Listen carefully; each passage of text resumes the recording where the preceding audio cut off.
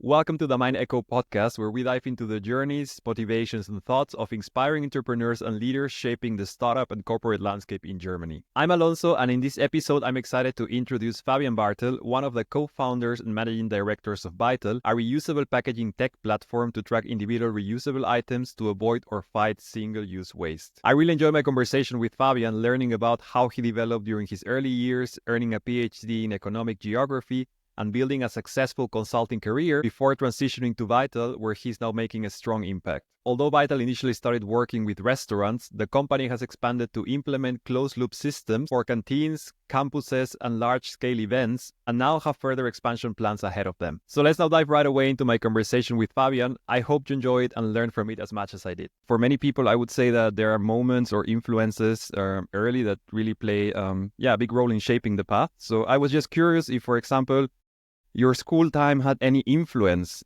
on you deciding to become an entrepreneur, or if there were any lessons or experiences early on that actually made you think, that would be something for me later on. Interesting. Very, very interesting question. I think for me was pretty much the opposite. So look, I come from a family of social workers. My dad is a social worker. My mom used to work as a social worker. We were very far from business. Money never played a big role in my family. Maybe that's the reason why all three kids became consultants at one time. At one point, so Right. no one joined down the social route. So I was never a good kid at school. Really, in the third grade, I had a recommendation to go to a special school for people with learning disabilities. And then I went to the German high school, the Gymnasium. And even there, I had miserable marks and I left the school early. So no, I'm not one of these kids who knew in the fourth grade that they will set up a business. I was very far from entrepreneurship, from my family background, but also from my personal interest. I did a traineeship in a bank back then with Deutsche Bank, but realized probably after 2 weeks that this is nothing I will do for the rest of my life. But then, I completed the training for 2 years and then went to a technical university to start studying economics and business. My marks got better and better, and then I decided, look, let's go to university. You can also go to a proper university if your marks are so good. Then I restarted at a real university, and there my marks got even better, and I finished as the top performer among 400 graduates in this year. Did a number of internships, started to look into academia and in research institutions, did some internships there, but also applied at BCG, Boston Consulting Group.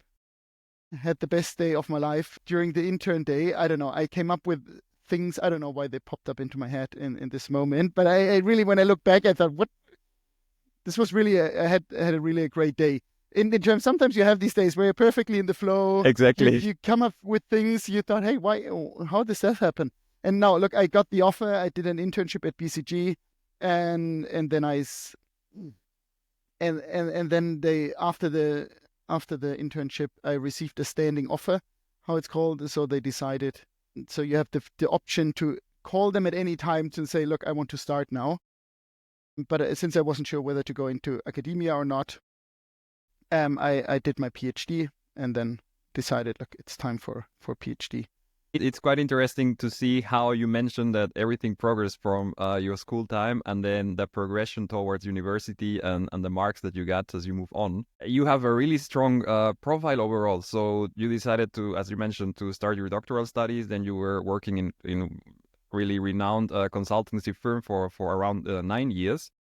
But ultimately, what was the motivation that took you to take that route? So let's say you started to see that you were getting better results, and then let's say you had this day that you mentioned that everything went well, but was there a motivation that took you to take these doctoral studies, but also later on to say consulting is the way I want to go for? Yes.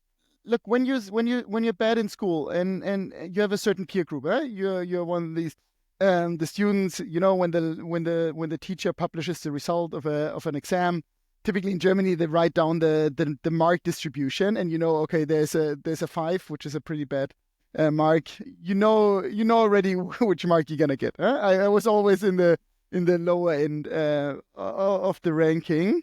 So, and that's your peer group. And then I changed school. I did my bank training. I studied at the technical university. So your peer group changes, and you think, look, maybe I can do better, and maybe I can compete in another peer group. And then I did first an internship with PricewaterhouseCoopers, which is a second tier consulting, more or less. And I thought, look, if this worked out, maybe I can also do a first tier consulting. And then I applied at BCG, and everything worked out. And look, it's the same for today. I'm not a super competitive person. Well, my friends would say I am, but it's not the competition, but it's to see how you perform in your peer group and what is the environment you feel comfortable in. Makes sense, and I will pick up especially on some of these points later on. But no, I mean, I think for each step, it's quite interesting to know ultimately what's the driver. But yeah, it's for sure something that I could also think about myself in some stages as well. So fully can relate to some of those points. But then and because I really would like that we dedicate most of the time to look in your time at your current endeavor at Vytal, I would say let's bridge directly towards that. So when you engage in this endeavor as an entrepreneur, so what was the driving force at that time? So what was it really more that you thought, I would love to solve a nice problem that I know that I'm having on my side? Would you like to build something impactful back then, or was it something else? Like there are push and pull factors. Huh? So after 8 years in consulting is quite an exciting life. You fly business class around the world. I spent most of my time in Africa, had great projects, great clients, but you work a lot. And then my first daughter was born, and you realize, look, maybe this is not the right thing for your stage in life. Even the most exciting projects somehow become repetitive after a while. You send a new project, and you're never responsible for anything. You're never accountable. You just deliver your slides, and you realize yourself, look, some of these things I'm doing are not super smart and not super impactful. And then there's this whole discussion whether you want to become a partner. My wife and I, we discussed whether we relocate to Dubai to increase the probabilities of becoming a partner. And we decided against it. And then I had projects in Germany, and they were not as exciting as the ones in Africa. So that's the pull side, which at one point you feel like maybe it's time for something new, and that's the push side. And then there's the pull side. A former colleague and friend, Sven, with whom I worked at BCG, started to think about this idea of setting up a reusable packaging scheme, which is not working with deposits but digitally. Since he left BCG, and we were always in discussions, and we had long talks about the idea and how the first developments are. And I kind of get hooked. And then I decided, look, I do 1 week internship with him and Tim, the other co-founder. So, and it was early January 2020, where I took a week off at BCG and did an internship at Vytal. I did sales. I walked across around the streets in Cologne to try to sign up individual restaurants to join the system. I'm a miserable salesperson, so it didn't work well, but we had a lot of strategy discussions. And then we agreed that if Vytal gets the first angel round, I will join as a third co-founder. And this happens. We went to the other two guys went to the German version of the Shark Tank, got some investment, and then I quit BCG and joined 1st of March 2020, a couple of days before Corona hit. I joined Vytal. Yeah, I mean that's then a great bridge then to really go in more detail on what Vytal really stands for. So I mean, just throwing some of the figures, but please correct me because they may be higher at the moment that we're speaking right now. So I pick up that currently you have a network of 7,000 partners. That's correct. 17 countries, 10 19 million. Countries. 19 countries by now. We're in 19 countries, yeah. 10 million packaging saved, 700,000 app users, and probably it's even more by now. And something which is really impressive, but you will explain a bit more, it's this 99 or even a slightly higher percentage of return rate of the model that you're bringing forward. So probably if you're currently hearing to this conversation, you never had the chance to hear about Vytal before, you're wondering what is this about, if you know Vytal now, you have a refresh of which are the latest successes from the team.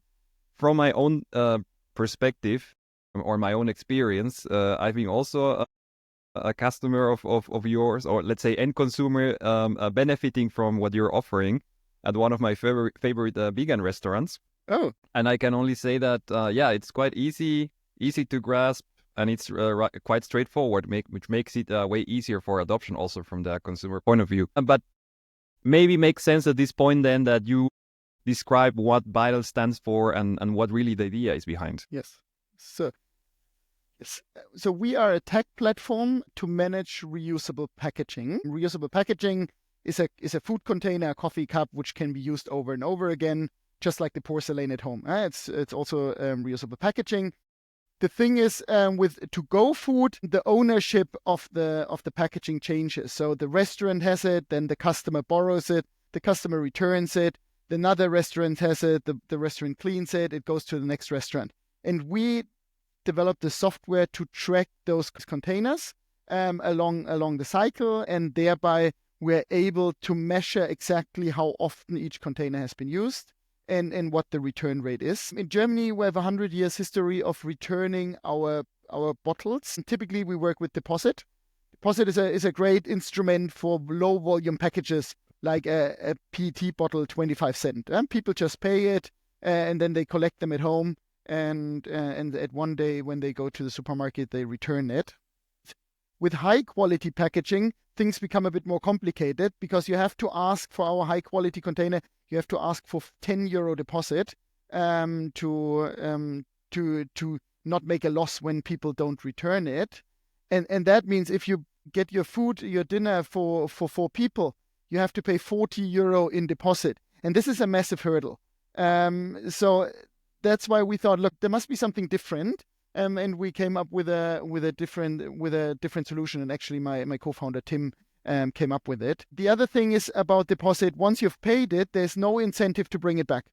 And people know that they borrowed cups from let's say Recap, and they pile up in the kitchen cupboard, and they're never brought back. And the issue is if the containers don't come back, they are not used regularly, so they don't avoid waste. So the issue with deposit is a high deposit is a big hurdle. A low deposit is a very weak incentive to bring it back. And Tim came up with this idea of a library model. So when you go to the university, the library, nobody does this anymore. But back then, when you went to the library, you didn't pay €30 deposit for a book, but you sign up with an account. This individual book is booked onto your account.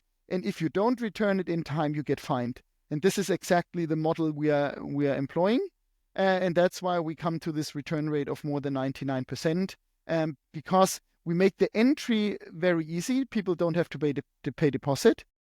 But on the other hand, at the end, if they don't return, we set a quite high fine if they don't return it. Deposit is anonymous. People they have the feeling, look, I've bought it. I've paid €10. It's mine, actually.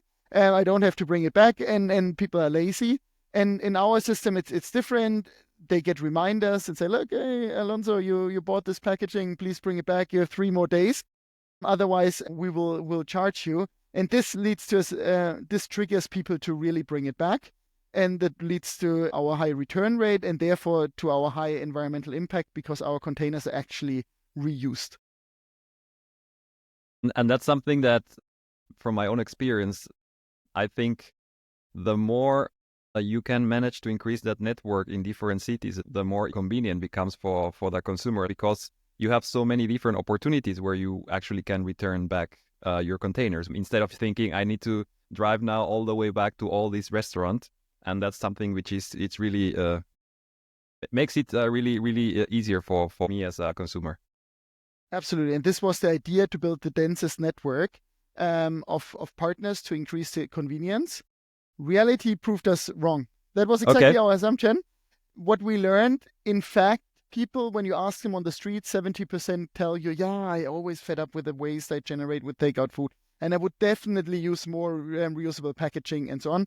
The actual 70% say that. The actual replacement rate are between 1% and 4% in Germany. So there's a massive intention-action gap. So people they know what the socially desired answer is, but they don't behave in that way. So we did a shift to concentrate really on closed loop systems at university canteens, at staff restaurants, at campus settings. This is a setting where reuse works really well. People go to the canteen, get their lunch in a reusable bowl, go back to the desk, eat. That's happening, or sit together with their colleagues to eat. And then when they leave the building, they just drop the container again. In this setting, reuse is very easily adopted. This is the setting we're concentrating on. The individual restaurants, it's super hard to motivate people to change their behavior. And it all depends on the motivation of the owner. If the restaurant owner says, look, I want to avoid single use, and he tells every customer, he now download the app, we will shift to reusable packaging, then people do it. If you don't offer it actively, or if you just want to be, as a restaurant owner, regulatory compliant, the checkout numbers will be quite low. Okay, all right.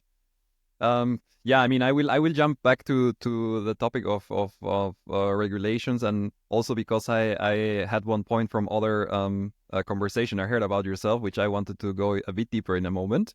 So I will park that for a second, but maybe I go back to the point of you as a founding team deciding to tackle this industry first, because what I found interesting also as I was preparing for our talk was that ultimately what you are offering, you have a platform and you have lots of data that you're collecting. You have a system which can be something that is not limited only to the current use case that you're serving, but something that you could expand as well for other different industries or applications. So my question there was, how did you guys, you mentioned that you contacted Sven about the, or let's say he approached you with this idea, but what was the driver to say, let's start first in this area?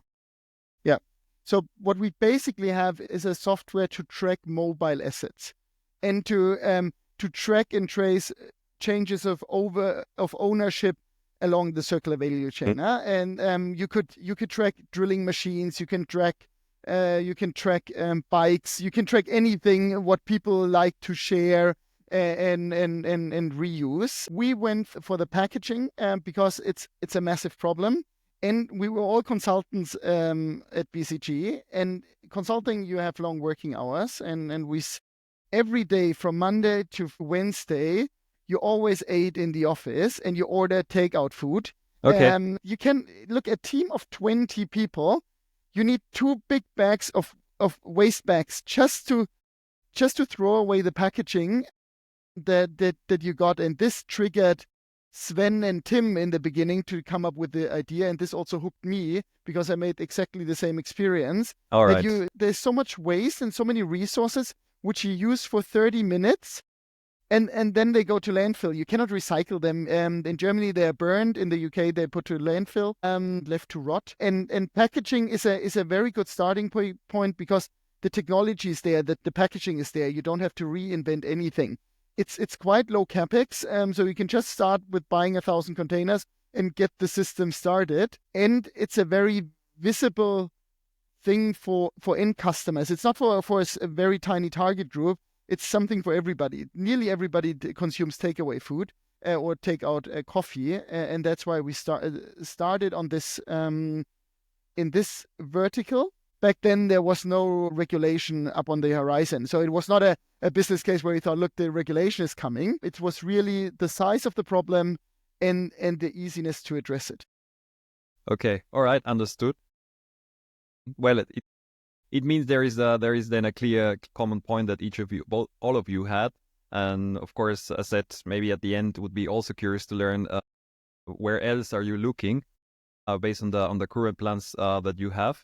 But then something else that I was thinking was, although you joined some months later after Tim and Sven started with the work for Vytal, I was also curious if, although you were also supporting the idea and standing behind of it, if joining as a third founder when something is already under preparation, it's something which was a rather easy transition in your case, or how that process what for you? Did it require some adjustment as well?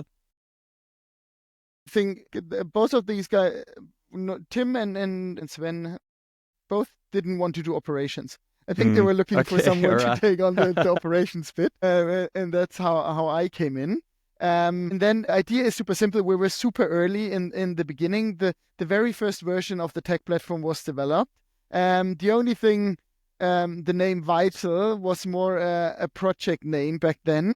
Okay, But then they weren't, and I wasn't super happy with it. And we discussed whether, yeah, let's change it later. But then they got invited to the Shark Tank, and it was recorded in February 2020, and it was only aired in October or September 2020. In the meantime, you cannot change, you cannot sure. rebrand because Yeah, it will be just need shown. to go on. And after the airing of the Shark Tank, the Höhle der Löwen, look, the name was out there, and now actually I'm quite happy with it. People still don't know how to pronounce it, especially in Europe or in Germany. But what I like that it's not associated to a specific type of packaging. You know, like Recup, for instance, Rebowl, that That's makes you a true. bit unflexible. And it works in all languages. Look, we're now in 19 countries, and nobody said, look, this is an insult in my language. So I think it can be used globally. The idea is, look, it's vital for the planet. That was the idea behind, and I think it makes a lot of sense now. And now I'm very happy with the name, especially as we're expanding into English-speaking countries. People know how to pronounce it. Yeah, I mean that's one of the first questions I ask you also, I think, in our pre-conversation as well. But you're right. So at the end, it's really easy to recall, and it works as well in whatever market you would be. So I think Exactly. that's a plus. And it's not linked to any physical asset, because we have a Yeah, platform, we have a tech platform, but we also have a physical asset, and you don't want to limit yourself in the name, in the branding, to be specifically for packaging even, because we'll discuss additional verticals later, but that's the reason why I'm happy. all right. Yeah, that's good to hear. Let's go a bit also to understand, for example, also in the context of developing a company like like yours. For example, you started on all, or you stepped in to start working with Sven and Tim in 2020, and then of course the pandemic popped up.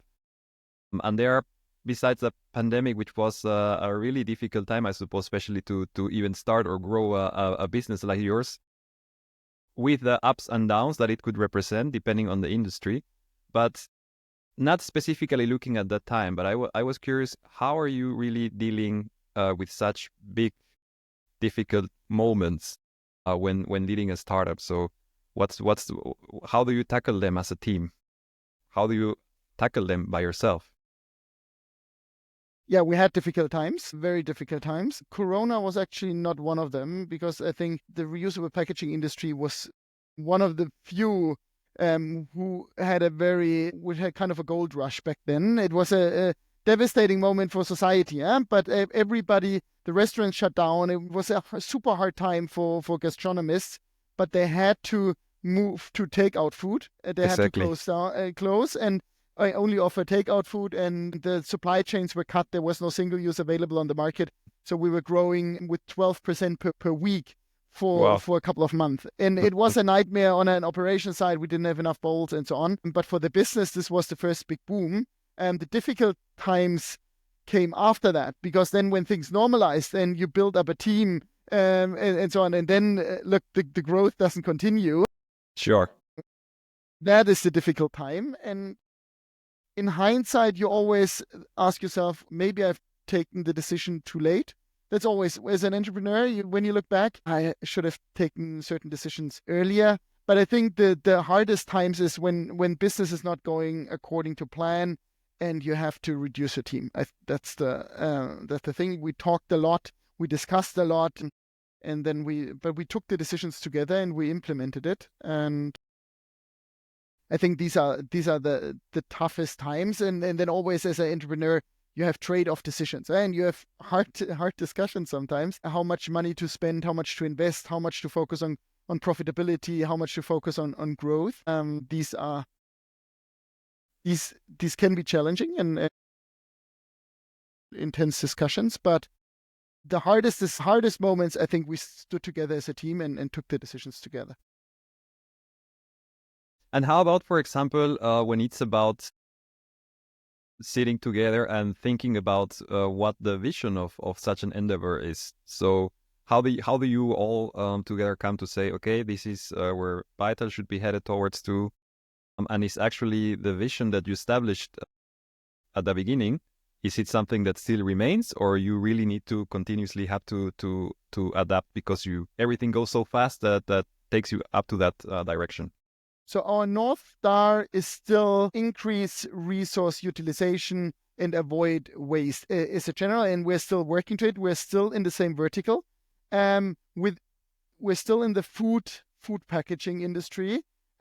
We shifted a lot from the individual restaurants to the closed loop systems, especially canteens and campuses. But we also added the whole events segment, which is also a big revenue driver. So the overall vision never changed. We are very much aligned about our growth plans.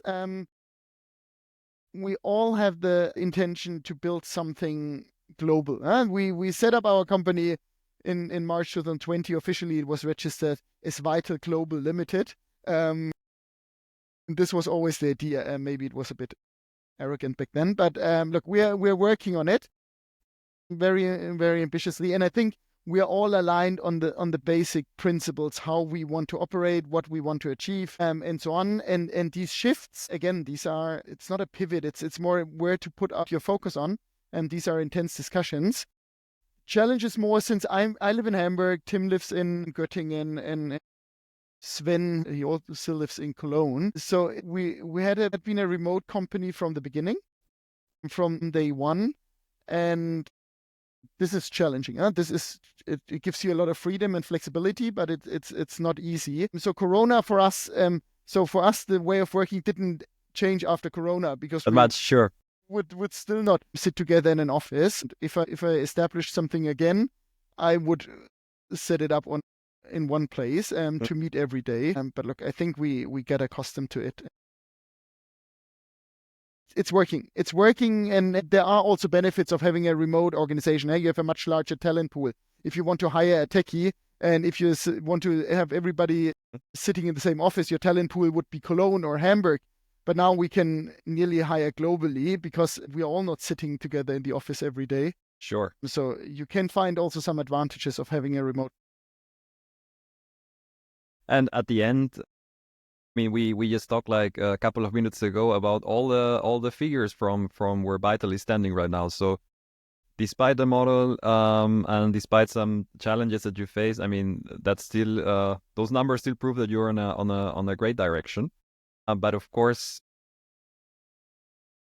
I think that what you're trying to offer here is to meet needs, requirements from many different perspectives, and ultimately deliver value to many different stakeholders.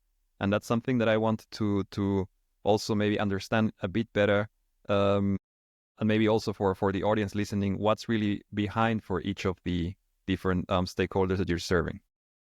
That's a super interesting question, and a super relevant question for every business, but especially in our case.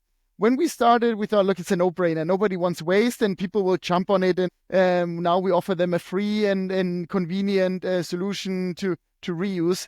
But that's not the case. So those individuals who want to avoid waste, they can also bring their own container.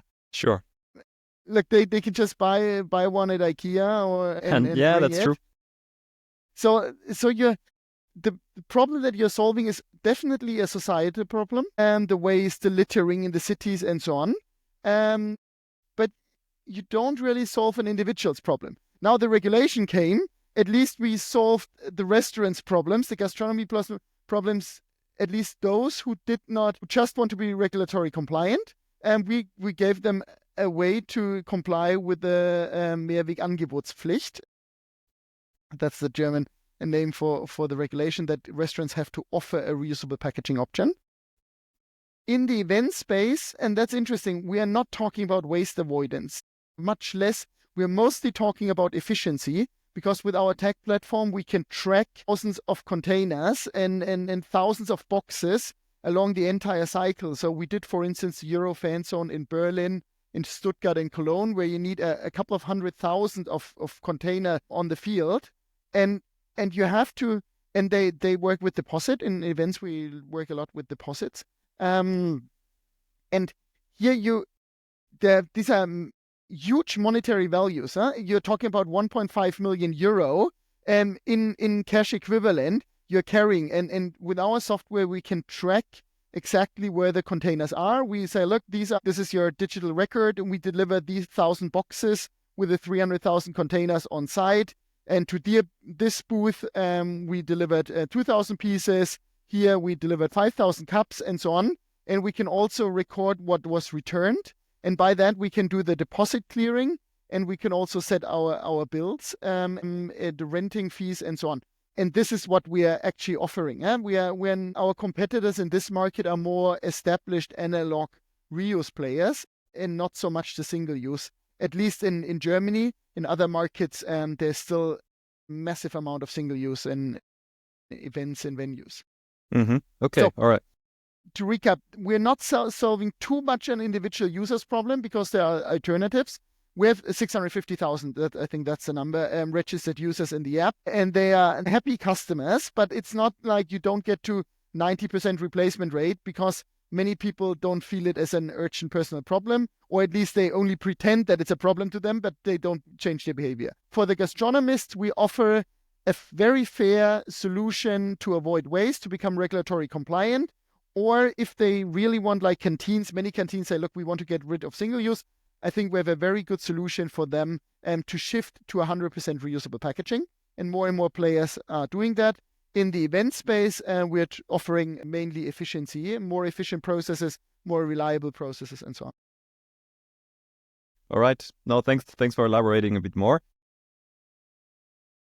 Something that I was also wanted to get your view was a bit on the topic of regulation. So, I mean, I saw that there is so-called packaging and packaging waste regulation coming in force, but I wanted to just understand how such a regulation coming in place really what represents for a business or a circular idea like what you are bringing forward. So when we had the Corona boom as I described, and then we fall into a gap, and we had to readjust our team and so on. And then suddenly this regulation came up, the Mehrwegangebotspflicht in Germany, so the obligation to offer reuse. And the whole market gained momentum. A lot of new companies started, big corporates like Bunzl, like Metro. They all started their own reuse programs. And we signed up many partners. So this regulation is a driver for business. But we are a platform. We need partners and we need users. We need restaurants and people who use it. And that's our business model because we have a pay-per-use model. So whenever a container is used, we get a small usage fee. So if we have 7,000 partners and nobody uses it, we don't generate any revenues. Sure. And this is actually what we saw and what also all competitors saw. Everybody ramped up the number of partners on the platform, but the regulation, especially the one in Germany, is so weak that it didn't provide any incentive for the restaurant or the user to change their behavior. It's a mere obligation to offer an alternative. So first of all, it wasn't controlled. Nobody checked it. So restaurants didn't have it. And those restaurants who were informed, they signed up with a reuse packaging system and set up put some containers in the shop. Others who didn't care, there was no consequences. And then that was one issue of the regulation. The second one is, in my view, it's completely misdesigned because in market economy, if there's a demand for a product, someone will offer it. So if people want to buy green hats, someone will produce green hats. And if they want to buy mugger caps, there are people who will buy it. Yeah. But it doesn't work the other way around. It's not like that you can just offer something and an offer will create demand. Because otherwise there wouldn't be any unsuccessful businesses if you just have to put your products into the shelf and then people, oh, there's a product, I will buy it. So, True. And that's the misconception of the whole idea of a Mehrwegangebotspflicht, of a regulation to offer something. This doesn't trigger demand. And that's what we're seeing. So the regulation doesn't have any impact on the business, on the revenue side and on the impact side. It had a lot of impact on the number of partners. The thing is, it was copied in Netherlands, in Portugal, in Sweden, in Poland. So everybody copied the same regulation with exactly the same effect, nothing. So, and that's why we have to be a bit careful when we talk about regulation. There's the next PBWR coming up with some targets in 2030. So any founder who I would advise not to bet on regulation. You never know what will happen, whether it will have an impact. Rather focus on solving a problem. And that's what we're doing with the efficiency in the event space, for instance. No, thanks for sharing your thoughts on that one. And maybe now because you also talked about the kind of solution that you're offering on the event space, for instance. I was also wondering up front, as you start to grow as a company, how do you manage to balance the time between focusing on really excelling on operations, on what the core of your business is, and really allocating some time for innovation and exploring what else could be delivered or what needs to be delivered? It's not a conscious decision in my case. I love numbers. Every day, several times, I check the checkouts, how the checkouts are developing, which partners perform, how often have certain container types been used. So I really have a passion for our numbers. And this helped me a lot to understand in which direction the business is going. And you see certain development, like, okay, our number of partners is going up, our number of checkouts is, so we increased the number of partners from 2,000 to 7,000, and the checkouts increased by 5% or 10%. So you see, okay, this is not working. And then you wait a couple of weeks and then say, no, look, this is not working. And then we decided to cut down our sales team, to really dramatically cut down our team. And then a colleague came up with the idea, it wasn't my idea, to look into event space. And we found a partner, a dishwashing partner, where we started to explore this segment. It's not a conscious decision process. Okay, Monday to Thursday I do core business, and on Friday I do innovation. It's really you're close to the business. You observe the main KPIs, and you see, okay, things are not going into the direction I hope, and you keep an eye open, and you think about what could be new solutions, and then it's also sometimes luck that you come across a person who has a great idea. You listen to him. In our case, Tobias, who joined us a year ago, and he was very strong in the event business, and he helped us to set up this whole event and venue business, which is now contributing 50% of our revenues already within 1 year. I don't want to overpride myself or ourselves that we are strategic geniuses. Sometimes it's really just luck. Just luck and the right feeling and taking bold decisions quickly to reduce the efforts in one space and constantly readjust your organization. And that's actually quite fun, even though not all... I love reorganizations. I did a lot of reorganization work at BCG, how people work together, how you structure departments, how many layers you have, and so on. And this is a constant work. Also trying new businesses. Maybe let me back to points that I also wanted to ask around what you just mentioned. As you develop, of course, you also need to readjust structures. You need to develop in certain way, rethink, and then go maybe another way. How does indeed your experience? Maybe it's not only the consulting experience, but everything you did in the past. What kind of skills do you think that really serve you well under the current context that you are? And maybe connected to that, maybe you can elaborate a bit more. How is this process of readjusting organization, let's say, setups in such a startup environment? So to the first, the question, the skill is probably structural thinking, and maybe it's a BCG training. When I see something, I always see even a slide in front of me. I think in my head, I think in slides. And this gives you a lot of structures. I think in categories, I think in matrices, okay, I think in org charts. And this is just the way I tackle problems, and how to break down a bigger problem into smaller sub-problems, into even smaller tasks, and so on. So I think that's the way I think, and probably this is something I'm good at. On the reorganization side, I think that when you look from the big picture, the most interesting thing is, and we discussed it a bit in our pre-talk, when you start a company, everybody does everything. You're just 3 or 4 people. You know exactly what's happening in the whole company. You know exactly what finance does. You know what marketing does. You know the sales numbers and so on. And then as you grow, you have to specialize in your function. And suddenly you know exactly what's going on in your area of responsibility, but you don't know exactly what's going on in tech, and you don't know exactly what's going on in marketing. And then you continue to grow, and then you set up middle management layers, and suddenly you don't even know what's happening in your function, because people tend to prefer to talk about the positive things. It's really, you get all the success stories travel very quickly.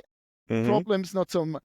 Not so much. Easily, not so much. So you have to find out. And this is a thing you really have to, as an entrepreneur, I think this was the most exciting part of the story, to really see how you interact with the organization and what level of information you have. What is also the level of granularity of the problems you have to deal with. In the beginning, you have to call back individual customers, or I replied myself to user in requests. And after a while, look, you don't do these tasks anymore, but you always have to decide, is this something I have to be involved? Is this becoming a real issue?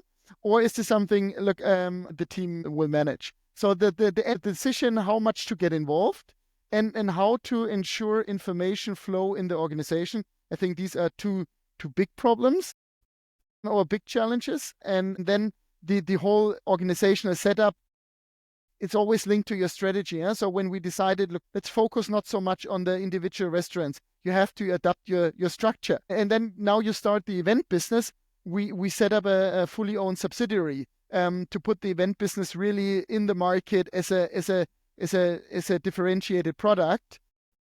Now, and we thought it's a great idea. A half year later, you feel, well, maybe it wasn't the best idea. And now we're moving kind of backwards and reintegrating everything in the broader organization. So I also took over. I wasn't involved too much in the events business, but now I'm responsible for everything that comes after sales, both for the open system and the event business. And you constantly have to readjust. And after each reorganization, you think, now I have a really good structure. This works well. And then half a year later, you look at the structure and you say, no, it's not working. Either because things develop differently than what you thought, what you expected, or just your idea wasn't that smart. Okay, all right. Yeah, I suppose it's about also really being flexible, deciding quickly, and Absolutely. then continuously reflecting and analyzing what really makes sense moving forward. Also not being stubborn about trying to keep certain structures, right? So absolutely. What is there is not a reason. Just because it's there, it's never a reason to keep it. And I think that's the mindset you need to have in this volatile environment and in this dynamic changes we're in. all right. I wanted to also maybe ask you to shed some light on the whole topic of funding. I mean, recently I read mid of this year that you get a 6 million further investment to really support you on the growth or innovation side for what you're doing on the field of reusable packaging. But maybe you can elaborate there a bit more, but also explain how does the whole process of really engaging with investors, getting funding for the startup really works, and if there is any advice that you give in this field. A secondary closing. So we raised close to 9 million in total this year. And we are very happy. The environment has changed dramatically, and that's not a surprise, and obviously no news. Every startup feels it, and also more grown-up companies, since the interest rates raised again their alternatives. So the times of cheap money are over. I think we're happy enough that we started early enough to had kind of easy access to funding. Then we had the Corona boom. Then we had the regulation boom, and then we had the events boom. And so we had three times where we were able to fundraise, but it has not always been easy discussions, especially if you're in the post boom phase, one of the where we had 3, and you need money. This is tough discussions. I think we professionalized a lot in the beginning. We were quite inexperienced, and back then the sentiment was, yeah, look, if you need money 6 months before you run out of cash, go out there, talk to people, and raise additional money. Yeah, that was the story which went well for 10 years. Nowadays, you really have to build relationship with investors, keep them in the loop. It's more a permanent topic, and my co-founder Tim is doing really a great job there to liaise with potential investors, keep them in the loop. Now, when this podcast will be aired, we have announced that we'll go to the US. So nice, congrats. That's a huge step for us. We're acquiring certain assets of a competitor who unfortunately went bankrupt. So we hired an entire team, took over some contracts. And to fund this story, you need to be in close touch with investors, also investors from the US. Hey, look, we're coming over. Let's talk again. It's not like, look, I need money. Okay, here's the list of 10 VCs I can call. One will bite. And then gone. Yeah. No, it's more constant discussions, longer processes. You're not so much in the control of the process anymore. Back then you could say like, I need a term sheet, and others are laying a term sheet. You have 2 weeks to decide. These times are over. And maybe it's healthier for the market, but look, it was more comfortable back then. Yeah. Okay. Yeah, I hear you. But how would you assess in general, let's say, the overall ecosystem here in Germany, in terms of? Nowadays, most of our investors come from abroad. So we have investors from Switzerland, from Netherlands, from the UK. I think circular economy is still a hot topic. Green energy was a massive topic, but now with Northvolt and 1.5 grad, so there are some. I think this cooled down a bit. The whole idea of circular economy is still a hot topic, but there are few business models who scaled. There's this rebuy and this repair, these companies who repair goods. There are us, but many players in the reuse space already left the market. There's a massive market consolidation going on at the moment. And 2 years ago, you could raise on the hope of regulation coming in. Now everybody knows that the regulation doesn't help. So it's super hard for those startups who raised a bit of money in the hope of regulation. And now when you see no effect of the regulation, it's really hard to get additional funding. And this is the market consolidation we see actually throughout the globe. Smaller companies go out of business. And that's why we're even more happy that we managed to raise additional funding and now are in a very comfortable situation to grow and to invest in our product and new markets. All right. So, well, I mean, just to add something, sounds quite exciting what it's gonna happen then in the upcoming time. Also regarding the move connected to the US, and I would say throughout everything we've discussed, it really sounds that you're setting up yourself for the really further expansion and growth. Yes, 100%. How would you say or how would you define success for Vytal maybe in the next 5 years, and maybe also, how would you define it for yourself? So I'm very happy about our business model. We have a business model where revenue are directly linked to impact. So with a pay-per-use model, when you rent out reusable containers, the more containers you rent out, the more revenues you generate and the more impact you generate. So and that's why we can fully go onto expansion mode, and we don't have to take any or very few compromises along the way. So our goal is really to become the global tech platform for reusable packaging around the globe. The processes work is very, very similar. We're talking to a potential partner in South Africa. At the University of Cape Town, if you get a coffee, it's exactly the same process whether you get a coffee to go in London. So the tech platform works across the globe. So our goal is really to expand our partner network on the franchise side, to continue to build our own operations in core markets, namely US, Australia, New Zealand, plus Central Europe. And I think from a tech product, the app is a nice idea, but it's also a hurdle. Sure. The app is nice, but it's a hurdle. So the next step, what we're just releasing, is what we call tap to borrow. You don't need an app, you just tap your credit card The individual container is linked to your credit card. And if you don't return it, we charge the credit card. If you return it, we delete it and you're done. So you don't even need an app anymore. But I think the next step is full integration. And this is where we need to come to, that you're fully integrated into the processes. Imagine at your canteen, you pay your food always with your canteen app or with your employee card.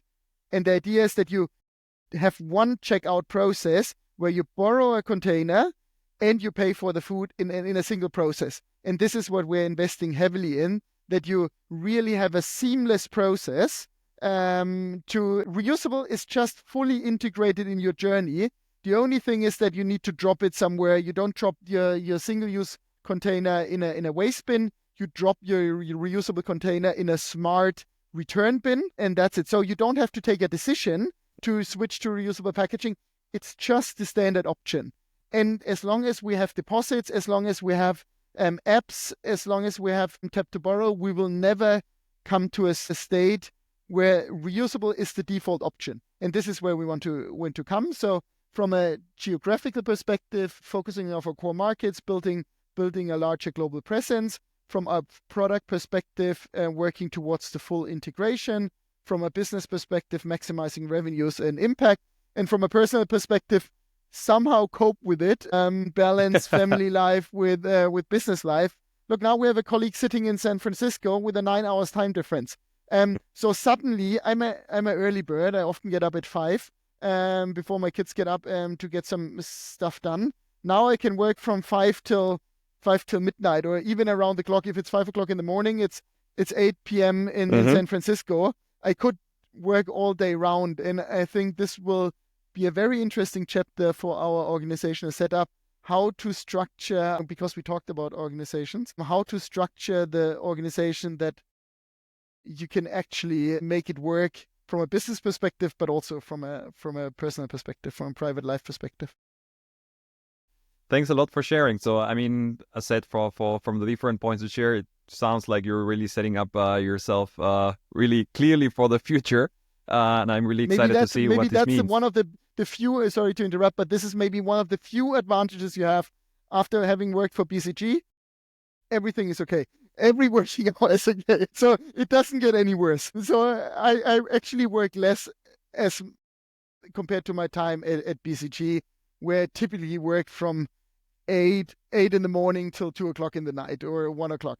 Maybe times have changed now, but it definitely didn't get worse. And maybe that's right, a good thing.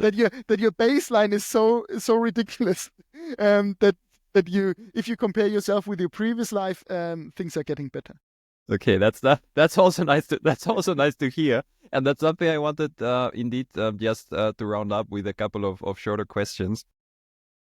You made a great bridge to that, which I was curious.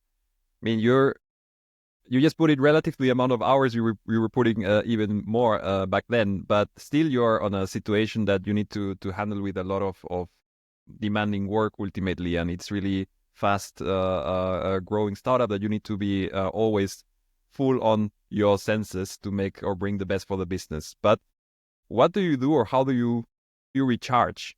What do you do to manage to stay creative despite all of this pressure and stress and so on? Personally, I'm a very good sleeper. That's one of my skills. I really sleep a lot, and that's like my during the week, my life is basically working, bringing kids to bed, and then sleep.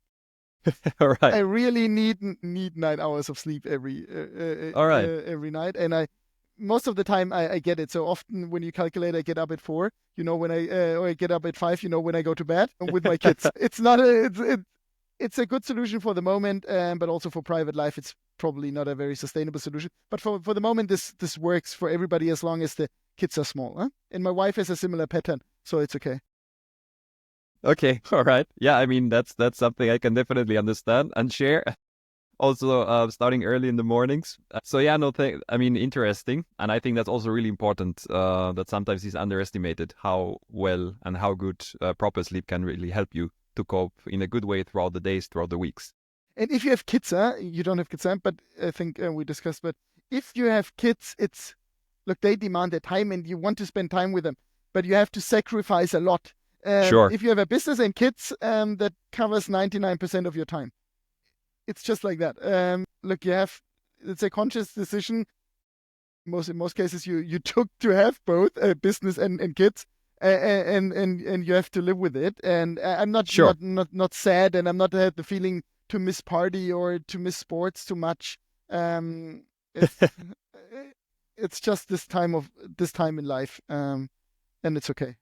And maybe how about for those that are listening and also looking at maybe also a business idea that could tackle similar challenges, like maybe some related to sustainability, circular economy? Is there some sort of advice? I mean, you already gave some advice throughout the conversation, but is there something you could maybe wrap up for such kind of people? Get a very clear answer on which problem you're solving and whether there's a willingness to pay for it. I think that's for any business a good advice, to have a product which solves a problem. But for sustainability minded entrepreneurs, there's always the idea, look, I'm doing something good for the planet. It must be good, but maybe it's good, but it's not a business. Maybe it's more an NGO. Maybe you should set up an NGO. If you cannot generate a business out of it, build an NGO and be very successful with an NGO. But if you try to go down the business route, there must be a willingness to pay. And people typically only pay if you solve a problem for them. It sounds harsh, but if you don't have a business, then don't build a business. Sure. It's not a business idea, then it's an impact idea. That's the most important piece of advice. All right. No, thanks a lot. Thanks a lot for sharing your advice with everybody. And I would say before we sign off, where can people learn more about Vytal? If they would like to know about more about yourself, is there anything you would give us a hint?